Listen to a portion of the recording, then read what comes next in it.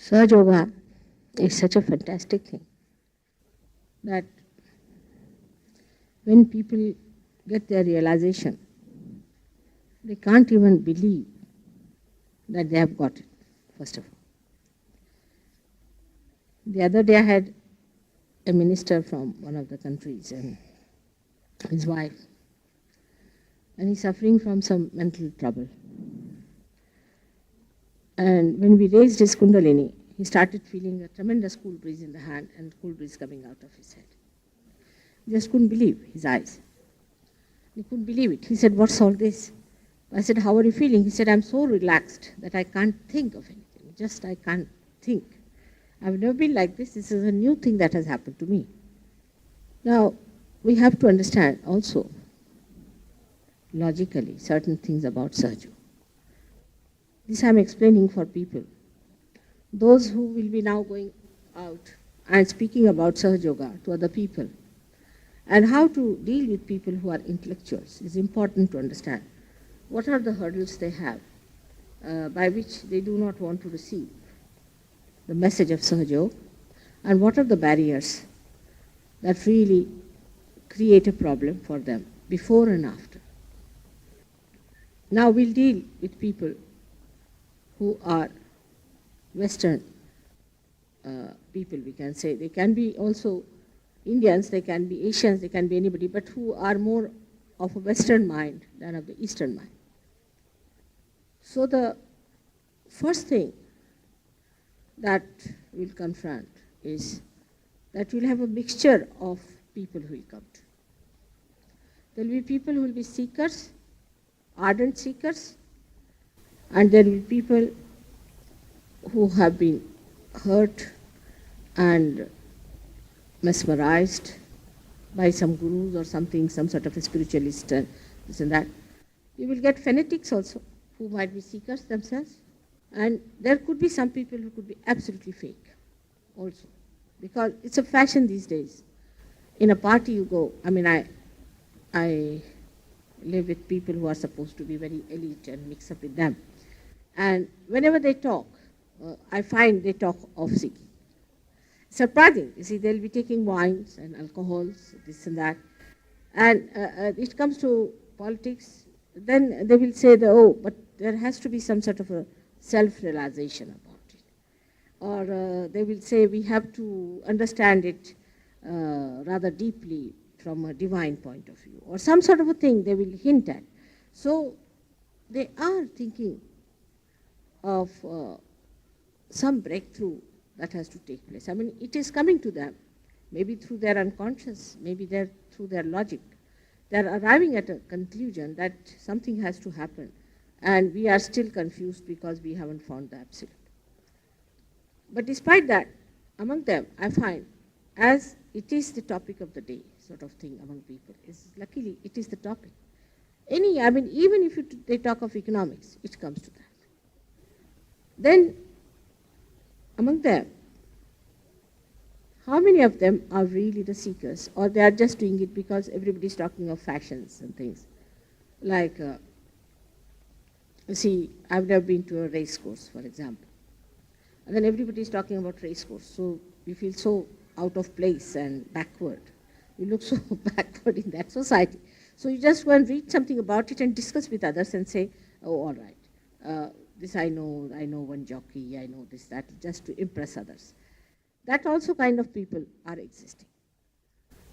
Of course, these people live day to day. They are not going to come to Sahaja so easily.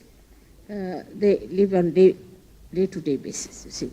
Today we had this party, went to that party, came out and enjoyed this, met this gentleman, I know this man, that man, all sorts of things goes on. And I think they finish their life in this day-to-day basis wages that they get out of life. They're finished. They don't think of the beyond. They don't think that there's something else more to their lives. And that thinking is not there. But just as a fashion, they may talk about these things.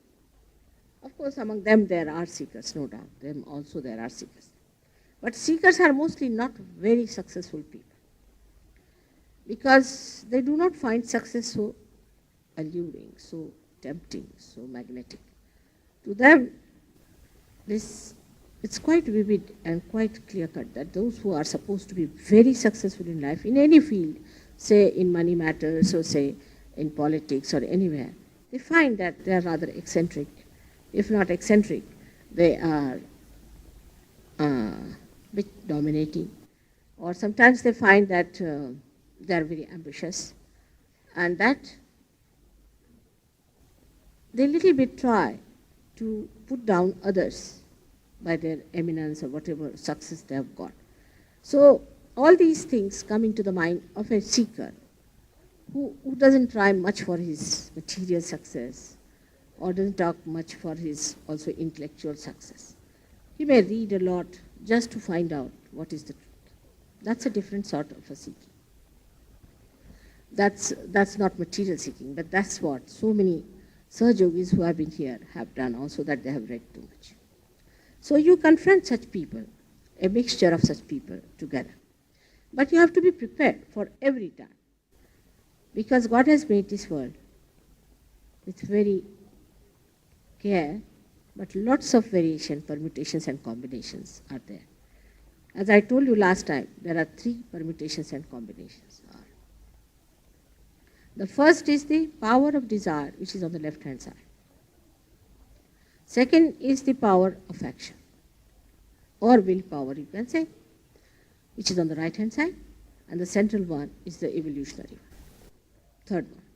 So we have these powers, and these 3 create 3 moods. The first one is called as Tamoguna, right one is Rajoguna, and the middle one as the Sattoguna. So the combinations and permutations of these 3 gunas create different human beings, and accordingly their styles are and their seekings are, and accordingly they fall a trap to people who try to seduce them. Now the people on the left-hand side are more addicted to habits. Like if they take to alcohol, they'll become alcoholics. If they take to smoking, they'll become chimneys. Sort of thing. They go to the extremes, to the left, and their willpower, which is the right side, goes on. The will, starts going down very much. And they cannot overpower their desires, these habits. The habits become desires. See. Then, to add to that also, when they see that by doing action, people have brought forth wars. This is super intellectual way of looking at life. Then what have we done? We have created atom bomb by thinking. We have killed so many people. We have done this, we have done that. All wrong things we have done by taking action. So it's better to go into inaction. Absolutely inaction. So when they think of these things, and why this materialistic world, all this creation and all that we have done, because of that we have aggressed other countries, so better go into inaction. Such people become prone to the left-hand side more. Then they take to drugs and things. And also alcohol goes hand in hand with too much use of willpower. Because if you use too much of willpower, you get so frightened of your ego and your action that you want to relax onto the left-hand side. Now the habit formation takes place, maybe from very childhood. And then the willpower is diminishing gradually when that habit becomes sort of a part and parcel of your being. Like, you see, in the Western modern society, to flirt is a habit. Flirting is definitely a habit. It's not a question of, it's not an innate need of a person. It is just a habit that is formed. And in a society, when it is accepted, that, oh, it's nice to impress men and nice to impress women, it becomes a sort of a pastime for many people. And so even when they are grown up, they cannot get rid of it. Even if they are old, up to the grave time, they go about with it, you see. They just can't get out of it because it becomes such a habit and obsession. And the society also supports it, you see. So the whole thing starts becoming a habit and you become so weak with it that you just cannot do it with your willpower, even if you try, or you justify it, oh, I enjoy it. Like a lady who had cancer. I was treating her, and I said, you may have to give up your alcohol. She said, but I like my sherry at least. I said, now what to do? She likes means everything is justified. I enjoy my whiskey, she said. I said, now what am I to do? I mean, she'll have to enjoy her cancer also. But we enjoy the thing that brings you disease, but not the disease.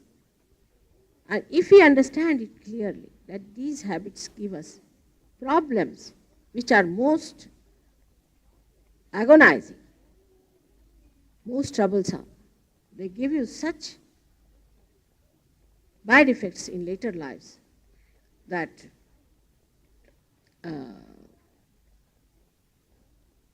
you rather have no habits and enjoy your life than to have these so-called enjoyable habits. Now people might say, what happens with flirting? You might say. It's a very simple question, you see. You'll be surprised those people who flirt too much lose their memory very fast. Your memory will be lost.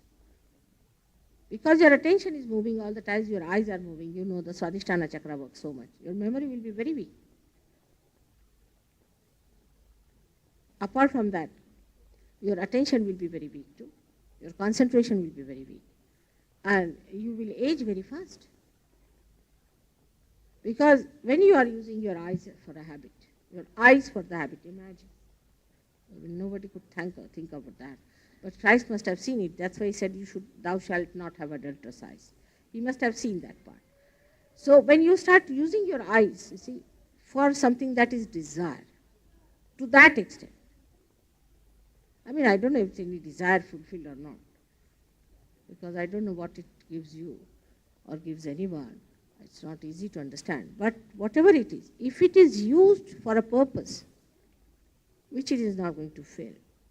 For example, supposing I use this glass for something like making a light out of it or something, it will break. It is not supposed to do that. So if you start using something for a purpose for which it is not meant, your attention can become very weak. Because your eyes are meant to see. And after your realization, your eyes are to witness. They give you the witness state. You do not, when after realization with your eyes, you just witness. The complete witnessing. Like now, I witness you people. Just I'm witnessing, nothing. I don't want anything from you. Only I'm witnessing as you are, all of you. And what I'm witnessing is the beauty that you are. Is what you are created as. I'm just seeing that.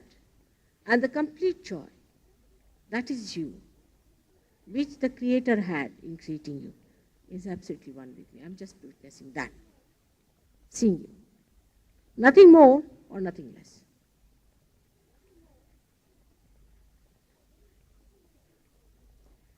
Now supposing I use my eyes for looking at a person with the idea of possessing it, possessing a person, which I cannot. I cannot possess anything, you know. I mean, for all rational people must understand, you cannot possess anything. I want to possess a person. And you look at a person with the idea of possessing. By looking at a person, I don't know how you can possess, when even binding a person you cannot possess. When you die, you have to leave everyone here. So this kind of a game, when it goes on, your attention becomes very, very low. And I've seen people have such horrible memories that one person rang me up, talked to me for half an hour, and asked me what should I do for the memory. So I said, all right, you put your right side on the left-hand side, try to control it, do this and do that. He lost his memory not because of that, but because of Hatha Yoga that he did.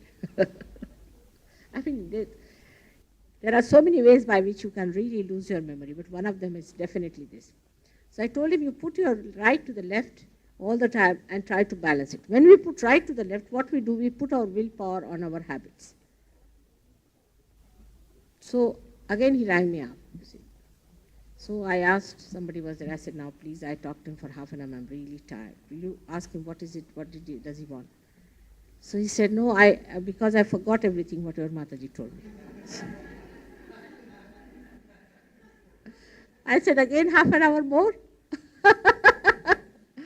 I said, next time you put a tape recorder when I talk to you, it will be a better idea. So this is what happens. And at a very early age also, people can start. One of the reasons I'm saying, it doesn't mean that everybody who loses memory loses because of this.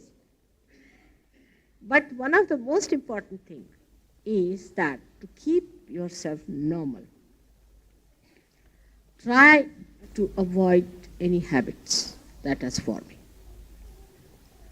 by denying something. It's the best way. There's a very good poet, very well-known poet in India, who's written a nice couplet which I liked. He says that whatever this heart wants to see, you better not see.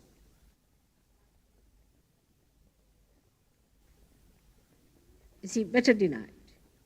Because if it does again and again, that means there's some sort of a spirit or some sort of a nonsense that is pulling you. So, any habit or any addiction, say you are addicted to anything. Supposing you are addicted, say, to a piece of jewelry you have. Never wear it. Still, you feel like wearing it too much, donate it. Give it to somebody. Because there's nothing so important than yourself. But you'll be surprised when you start denying it, playing with your mind, playing with your desires. Whatever you want to have, you said, all right, we'll have it, and just don't have it. For example, you are going to a restaurant, you want to eat something. I don't know what you people like, but say you want to eat something special, anything, I don't know the name so much. There you go, and you just end up with a bread, finished. You have to play with yourself after realization.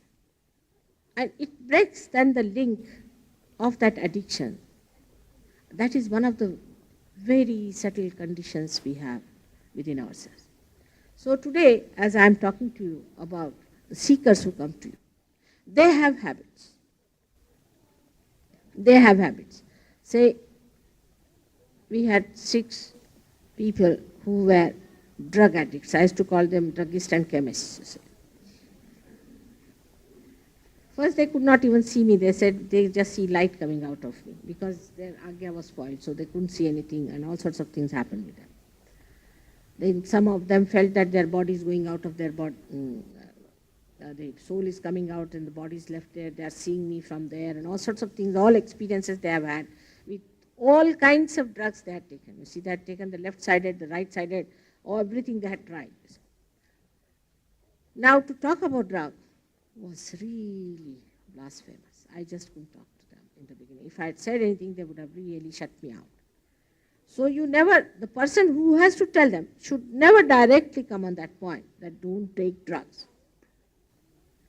That one thing one has to remember, that when such people approach you, you should never start talking against that. I mean, you will be boxed for nothing at all, and all Sahaja Yoga will go down. So for a druggist, supposing he comes to you, what should we do? What should we do to him? You see? So we should start talking like this, that I was also a druggist, even if you are not. You may say that. There's no harm in telling them, because if you that way, you smooth the way. There's no harm in telling little lies just to bring them up to the truth. You see, you have to stoop down. To say that I was a druggist, or you can say my father was a druggist, or somebody nearest to you,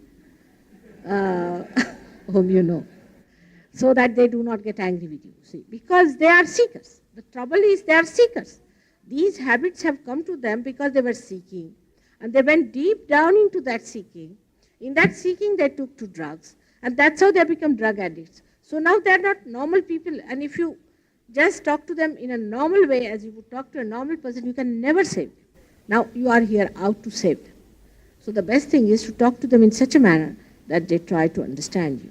First, you identify yourself with them, you stoop down to their style of life, and then talk to them. That's a very good way of really bringing them nearer you and a very compassionate way of approaching. Or you can say a mother has to give the castor oil, then she gives it in a chocolate. So approach that. You'll be amazed, you can overcome their habits. Because Kundalini, when she rises, she herself corrects them. They start feeling terrible pain on left side, and then they feel comes completely this left side, no vibrations coming out, and all sorts of things they feel. And they start understanding it. So Kundalini herself goes and clears them out, makes them happy so that they do not take to these things. Because a person, when he's bored, when he has more time to think about other things, he takes to these things. So there is no time, because you become timeless. You go beyond time with realization. That's how you can overcome the left side. Also, you can raise your right side and put it to the left side. By raising the right side, you are raising your willpower and give it to them. But if you tell somebody who is a drunkard, you must have your willpower, you must have your willpower. He said, yes, I promise, I promise, I promise. Next day, he comes, how are you? And again finished. All promises are broken in 5 minutes as soon as he sees a bottle. That means all these promises are not supported by his willpower. So no use taking promises from him. Instead of that, try to raise his right side. If you raise his right side and put it to the left side, so the willpower takes over and can help that person to overpower his desire, because he's a seeker and he deserves all that attention, all that care, all that minute method of helping him out, even if he does not get realization. You know, so many people who have been alcoholics have been completely cured by surgery. So for all such people, you have to have patience and no anger for them at all, because they themselves are in a pitiable state. So imagine of a person who is an alcoholic on the street. Just think of such a person who is just on the street, thrown by all his people outside. With these people, if you try to be harsh with them, they'll never give up. But do not sympathize with them. That whatever you are doing, all right, go ahead with it. But in your own Sahaja Yoga method, if you can raise the right to the left, the superego goes down and the ego comes up. When it comes to the center, raise the Kundalini, and the Kundalini will come up, and I'm sure he can overcome that. But for this, you have to have patience, you have to do it again and again. Now, this we have been confronting many a time. But the whole approach should be of tremendous patience, as I said, of tremendous concern about it. These people have gone to that extreme also because nobody has any concern. After a certain limit, people just give them up. That's how they are lost. Now the people who are from lunatic asylum, say for example, we get people directly from lunatic asylum certified mad, imagine. To our programs we get. Now what do we do with these mad people? We can get angry and ask them to get out. But they are seekers. This is your duty to see that they get realization. It's very important that they should get realization, they should not be lost. It's very simple to cure them, is to put their willpower over their desires or over their left side. It's the left side drag that has taken them to this lunatic state. Maybe a person who is emotionally very disturbed from childhood, he has the left side problem, like he had no mother, or the mother was very severe, or that stepmother, and all the left side problems, as you understand, are there. Or he has had a very bad time with his wife, or he had emotional problems, he suffered a lot. All such people, you see, sort of resign in life and become that kind. And they become mad. When they cannot bear it more, they become mad, because it's an escape. It's an arrangement made by nature itself, so that you do not face it. When you are mad, you don't know what's happening, you are not aware of it. Imagine to be mad and to be aware. What a problem it will be. That's why nature does for them. And our only duty is to raise their right side and put it to the left side and raise their Kundalini, which gives them the realization by which the vital energy start flowing into him and he can feel all right. This is a very, very important thing which can be done. Now, a person who is more ego-oriented, we should find out what sort we are, can help such people much more than a person who himself is a left-handed. Because two crying babies will sit down and cry. But an ego-oriented person has a system built within himself that he dominates. So he has to learn how to put his right down and his left up. So the left side should be raised of a person who is ego-oriented. Now let us see the ego-oriented person. What happens to an ego-oriented? Ego-oriented man develops this habit, supposing from the childhood, he is intelligent, he's sharp, born like that. Then the people put them up. You have to run the race, you have to run the race, you have to compete in the race, stand up, stand first, you must outbeat that, you must outbeat that. All this competitive life starts. Then he gets into that mad rat race, as you call it. Then he becomes successful, so-called successful. Because of his action, also ego develops. Action itself gives a byproduct, as that I have done this, I have done this, I've decorated this, I've built this Caxton Hall, all sorts of things can come into his head. Once it starts building up, this I becomes a big balloon in the head, and it covers the whole head. Oh, I don't mind if it covers only the head part of it, but it also covers the heart. And it makes a person absolutely emotionless. The example is Hitler. Absolutely emotionless. There's no feeling left in such a person if he goes too far with it. Then he can kill, he can say, he can live by hurting others all the time. Such people all the time hurt. They cannot enjoy other people. They cannot be fond of them. They cannot love, in short. This ego business makes you extremely dry. And everything becomes either money, power, this, that. I mean, it's so dry. Everything is dry, you see. I'll marry a girl who is a princess. Supposing somebody says, then no, that ego orientation is there. With this kind of ego orientation, we have had all kinds of wars and all kinds of problems. And ego is added up in a society which is very competitive. I mean, there's competition about how you look, how you appear. There are advertisements that if you smoke a cigar, see, then you can impress others. Imagine madness. I don't know, if you smoke a cigar, how it impresses. But this is all built in, you know, the whole society has put this into your heads that if you have a cigar in the mouth, you are going in a Mercedes car or you are going in a big, this thing, Rolls Royce, then there's prestige. But rationally, let's see, logically, supposing somebody has a Rolls Royce, what does it matter? He's not going to give us. Why should we be impressed? If he's going to give us, then naturally we'll be impressed, all right. But nobody shares anything. You see, they try to impress us by what? For what? Why should we be impressed? After all, we are not going to get anything out of it. I mean, he's nicely going Rolls Royce, we are walking down. So why should we feel impressed by it? I just don't understand. But an ego-oriented person always gets impressed by such things. Because they have that slight ego in them, and sort of they see themselves sitting in the same place or whatever it is, I don't know how it works out. I have not experienced that kind of a thing. But it impresses people. Like I remember once, we had a governor in the place where we were living when I was a small child, you see. So we were going to see the governor because he was a great friend of my father and all that. He was always used to walk across and used to go for a walk. Otherwise also I knew him very well.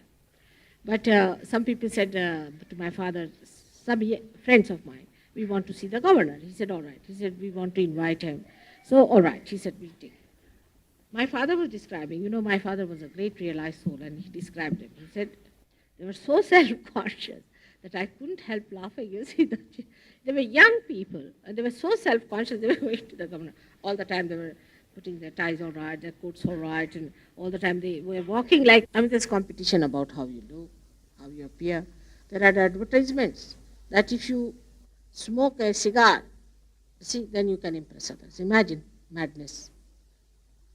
I don't know, if you smoke a cigar, how it impresses. But this is all built in, you know, the whole society has put this into your heads that if you have a cigar in the mouth, you are going in a Mercedes car or you are going in a big, this thing, Rolls Royce, then there's prestige. But rationally, let's see, logically, Supposing somebody has a Rolls Royce, so what does it matter? He's not going to give us. Why should we be impressed? If he's going to give us, then naturally we'll be impressed, all right. But nobody shares anything. You see, they try to impress us by what? For what? Why should we be impressed? After all, we are not going to get anything out of it. I mean, he is nicely going Rolls Royce, we are walking down. So why should we feel impressed by it? I just don't understand. But an ego-oriented person always gets impressed by such things. Because they have that slight ego in them, and sort of they see themselves sitting in the same place or whatever it is. I don't know how it works out. I have not experienced that kind of a thing. But it impresses people. Like I remember once, we had a governor in the place where we were living when I was a small child, you see. So we were going to see the governor because he was a great friend of my father and all that. He was always used to walk across and used to go for a walk. Otherwise also I knew him very well. But some people said to my father, some friends of mine, we want to see the governor. He said, all right. He said, we want to invite him. So, all right. He said, we'll take him. My father was describing, my father was a great realized soul, and he described them. He said, they were so self-conscious that I couldn't help laughing. You see, they were young people, and they were so self-conscious, they were going to the governor. All the time they were putting their ties all right, their coats all right, and all the time they were walking like something. They were never like that. You see, and he said, I didn't know what to do, and I was just feeling that I should tell them that there's nothing, it is to be very much relaxed. And all of them actually started stammering before, and they were such hooligans, I tell you, normally. And it was surprising that they just, for nothing at all, and he was such a simple man, this governor was a very simple man, and they all started stammering and shaking, and all sorts of things happened. So my father came and described it to me, and we both laughed a lot. And he said, I don't know what made them think about, because he was in a simple dress.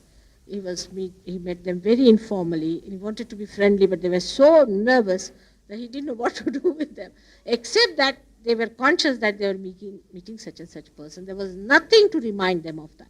So it happens. If you are ego-oriented, if you see somebody who is ego-oriented, you get impressed. It's a character. As the person who is super ego-oriented, he meets another superego, they just combine and they cry together. And the world is miserable, and we are the two most miserable people crucified by this world. See. And the other, they get impressed by each other. See, this one will praise that, and that one will like these people because he can impress, you see. And there's a mutual admiration society. They start a mutual admiration society. And that's how the ego starts bloating more and more and more and more. These are all the things, attributes which are extremely artificial. I tell you. They are all men created, human beings created. It's so artificial, just like plastic, we can say. A dog, if he wins a race, he doesn't walk with a special snooty nose, does he? If he wins a race, he is not even aware why he's made such. He just walks like a simple dog. If he sees another dog, he'll bark at the dog. He doesn't have all these special etiquettes at that time that I have won the race, I am first class first or something. He doesn't feel. It's very unnatural. But we have made it. Because, you see, it has come to us because of these three permutations and combinations within us, which makes us like. But the people who are in the center are not so much impressed also by these things. Not to that extent. Neither they are very much impressed by this, nor they are little indifferent time. Neither they go into people who are crying too much. They just don't understand what is there to cry so much for a small thing like that. Like a gentleman was transferred once, and I went to his house. Very unlucky that day. I didn't know how I went there. I didn't know he was transferred. And his wife was telling me about the transfer. As if her 100 relations must have died. The way she was crying about her transfer got such a fright. And by that time, I was much younger to her at that time. But by that time, my husband must have had at least 14 transfers. And they had, at the end of their life, one transfer, and they were so much crying. I was amazed at that woman. That, what is there? Changing a house. You meet somebody before changing the house, you'll die. They'll bore you stiff with the changing of the house. You'll feel like changing yourself completely the way they will talk about. Because, you see, little things, they make such an ado and a drama out of it, and you feel, oh God, what is it? And what do you find out? Nothing. These people are very fussy. They show off. It's very embarrassing to take them to any doctor also. If you take them to a doctor, be careful, keep out. Because they can do anything. I mean, I had a very funny, embarrassing experience. I took once one of my relations to a doctor. She was this time. And he was just taking her blood pressure. You see. She started screaming at the top of her voice, so much that I didn't know. I told her that it doesn't pain. I know it's, oh, you don't know what's happening to me. And she's screaming at the top with a fear. They live with fear all the time. The slightest thing upsets them. So both the things are unnatural. There are many people nowadays are talking of insecurities, which is very common with the psychologists coming in with their new vocabularies and new ideas that they are putting on us. As it is, we are unnatural. Now, with these people coming on us, I don't know what we are going to become. Like, she should have this security, she should have that security, she should have mental security. That's why she does. For example, I asked why women are not looking after their chastity. That's very important. That is the security of a woman. Why the men are not looking after their virtues? Because that is the security of man. I mean, that's the natural security you have. Oh, maybe she has a mental insecurity, so she's going into unchaste life. Who told you that? What is the mental insecurity? You have got financial security. Even poor people who are morally advanced, they would not give up their chastity for anything. Never. At any cost, they'll kill themselves, but never give up their. They'll never give up their virtues at any cost. They may be poor. And this is what happens to us. That the ideas come to us, we start compromising and having new values and new things. The innate and absolute values will remain the same, and we have to achieve that and attain to that. We have to re-establish ourselves to that. After coming to Sahaja Yoga, people tell me, Mother, if you want money, we'll give you. Take 2,000 pounds from us. Many Indians told me. But we have no time. We are busy working, you see. All right. They have no time. They'll give me 2,000. What will I do with 2,000 pounds? What am I to do? You go to another class of people. They'll say, see, we can join Sahaja. All right. But we cannot give up women. We cannot give up drinking.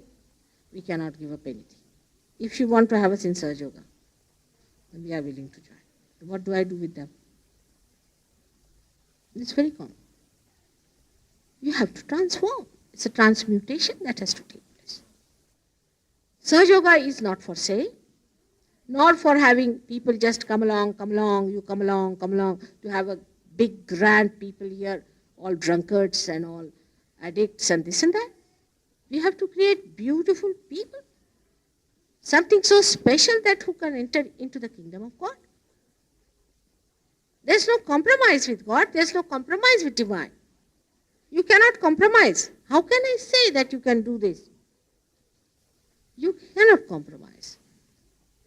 At the most, He forgives us. Because we have been ignorant, we have been innocent, we did not know that this was sinful, we did something, He forgives us. He forgives our sins. All right. Christ has died for us. When He is awakened, He sucks our sins. But we go on with it. We want to continue with it, despite the fact God has given us strength now.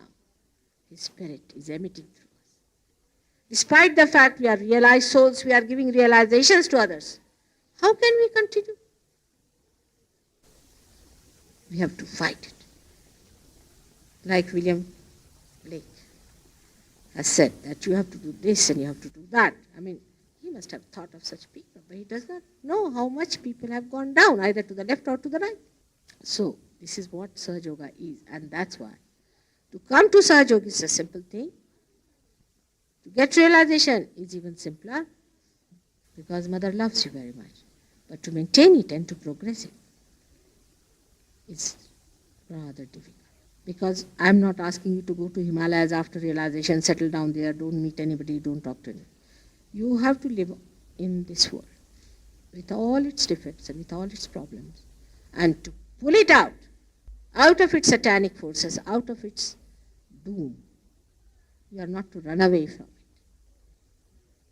So, you have to equip yourself with that wisdom, with that courage. Without courage, you cannot do Sahaja. Those who have no courage cannot do Sahaja. It's a waste of time sometimes, I feel. It's a very big flaw with me that I really want to give realization to everyone. And they falter after some time. So many people have been helped in Sahaja Yoga, all right? It is for your help. First, you are enlightened. A light is created, but light is not created to put under the table. You have to show light to others. And they will come when you will be the lighthouses, saving ships after ships and loads of people. That should happen to you. Why should it not? Because innately, you are that beautiful store of energy. Innately, you are that great creation of God, which is above all the creations. So it should happen to all of us. And this is the hope I have. And I hope I will have this hope all through. And you are not going to fail me in this. The nature is working it out. Your Kundalini is working it out. But you have to also work it out. Have patience with yourself. Work it out. Put yourself in proper places. Adorn your seats, we can say. Or, as they say, the throne of your spirit. Adorn it. And that would definitely help you so that you can help the divine and fulfill whatever is required of you. May God bless you. Have you got that poem of William Blake? I think we all should remember by heart. Have you got any one of you? Anyone who knows by heart can recite it. Have you got coming? Come here. They know by heart. Now put your hands towards me and close your eyes. So today I have said 3 words, if you remember, is patience, or you can say compassion. That I said that you must have patience with yourself and patience with others. Then the courage. Courage is very important. Without courage you cannot do Sahaja. And the third is wisdom, which gives you discrimination, discreet behavior. These 3 things. You have to ask for these 3 things from the divine so that you are helped. Put your both the hands straight towards me, straight like this, just like this, and loose, little loose. No pressure. Put both the feet like this. Yeah, good. Jason, open the windows that side. Good. It's all right. Good. Now, those who have come for the first time, you have to see if you feel any cool breeze in the hand.